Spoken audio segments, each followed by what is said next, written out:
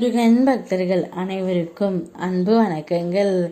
என் அன்பு குழந்தையே, உன் துணையின் ரகசிய உறவை பற்றி திடுக்கிடும் தகவலை கூறவே உன் அப்பா நான் இங்கு வந்திருக்கின்றேன் தங்கமே. நீ எவ்வளவு நல்லது செய்தாலும் சிலர் தேவை இல்லாமல் உன்னிடம் வம்பு வளர்க்க முயல்வார்கள். அதை விழிப்போடு இருந்து நீ தவிர்க்க முயற்சி செய். உன் கடமைகளை நீ சரியாக செய்து வருகின்றாய். அதை நான் பார்த்து கொள்கின்றேன். அதற்கான பலன்களை நீ பெற தகுதி பெற்று உள்ளாய். உன்னுடைய நியாயமான வேண்டுதல்கள் பரிசீலிக்கப்படும். உன்னுடைய நல்ல மனதை புரிந்து கொள்ள உன் உடன் இருக்கும் உறவுகள் முயல்வது இல்லை. ஆனால் உன் மனதை நான் முழுதாக அறிவேன். உன் நல்ல மனதிற்கு நான் எப்போதும் காவலாக இருப்பேன் தங்கமே. உன் துணையின் ரகசிய உறவு என்னவென்றால், உனக்கு தெரியாமல் அவர் யாரிடம் பேசி வருவது என்று நீ நினைக்கின்றாய்.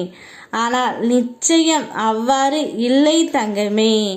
உன்னுடைய துணை ரகசியமாக எல்லாம் யாரிடமும் பேசவில்லை. அவர் மனதளவில் உன்னை மட்டுமே நினைத்து கொண்டு இருக்கின்றார்.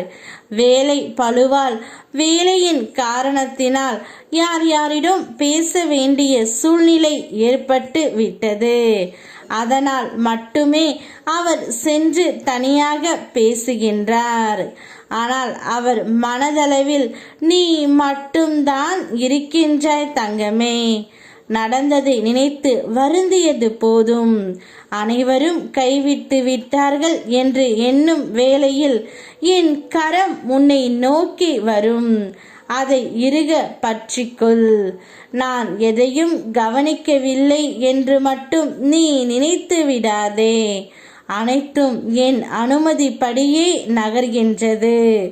அனைவருக்கும் கர்மா என்பது நிச்சயமான ஒன்று. நீ யாருக்கு எதை செய்தாலும் அது இரட்டிப்பாக திரும்ப கிடைக்கும். ஆகையால் நன்மையே திரும்ப திரும்ப செய். அவை இரட்டிப்பாக உன் அப்பன் முருகன் நான் உனக்கு திருப்பி கொடுக்கின்றேன். எதிர்மறை எண்ணங்கள் மிகவும் ஆபத்தானது. ஒரு நொடியில் அது உன்னை எதுவும் செய்ய வைத்து விடும். எந்த மாதிரியான சூழல் வந்தாலும் என் துணை உனக்கு கிடைக்கும். என் துணை கொண்டு உன்னால் சமாளிக்க முடியும் என்பதை உனக்குள் சொல்லிக்கொள் தங்கமே. எதிர்மறை எண்ணங்கள் உனக்கு வேண்டாம்.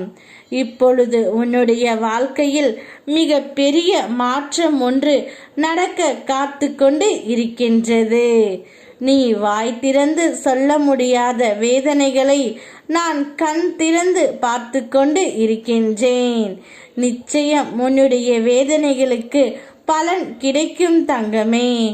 பிரார்த்தனைகள் வீண் போய்விடுமா என்று பயந்து விட வேண்டாம். என் மேல் நம்பிக்கை இருக்கும் வரை அது வீண் போய்விடாது. நாம் நினைத்ததை நிச்சயம் நான் உனக்கு கொண்டு வந்து சேர்ப்பேன் என்று என்னை நம்பு. நான் இருக்கின்றேன். இனி எல்லாம் நல்லதாகவே நடக்கும்.